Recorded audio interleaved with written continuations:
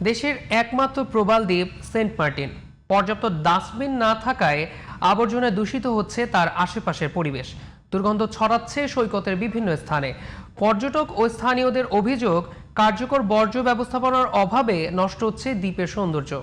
টেকনাফ প্রতিনিধি মোহাম্মদ সোহেলের পাঠানো তথ্য ছবিতে আরও জানাচ্ছেন সোহেল আহমদ।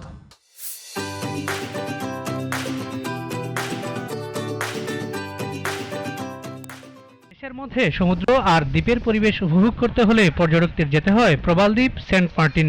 অপরূপ সৌন্দর্যের এই দ্বীপটিতে বছরের কিছু সময় যেতে পারে পর্যটকরা, কিন্তু সে সময় ডাবের খোসা, ফলের উচ্ছিষ্ট, নষ্ট খাবার এমন নানা ধরনের আবর্জনায় ভরে উঠছে দ্বীপটির আশপাশের জায়গা।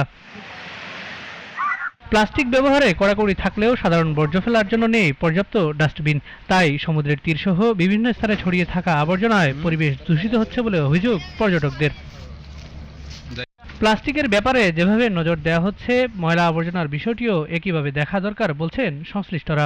আমরা কোথাও কেউ প্লাস্টিক ফেললে আমরা সঙ্গে সঙ্গে এটা নিয়ে আসার চেষ্টা করতেছি এবং এভাবে পৌরসভার সাথে মিলে স্থানীয় জনগণকে সাথে নিয়ে এবং স্থানীয় যে চেয়ারম্যান আছে, আরও লোকাল যারা স্থানীয় প্রতিনিধি আছে, সবার সাথে মিলে আমরা পরিবেশ কীভাবে পরিবেশ আরও ডেভেলপমেন্ট করা যায় সেই বিষয়ে আমরা সবাই কাজ করতেছি। সেন্ট মার্টিনের পরিবেশ রক্ষায় কার্যকর বর্জ্য ব্যবস্থার পাশাপাশি পর্যটকদের সচেতনতা বাড়ানোর তাগিদ স্থানীয়দের।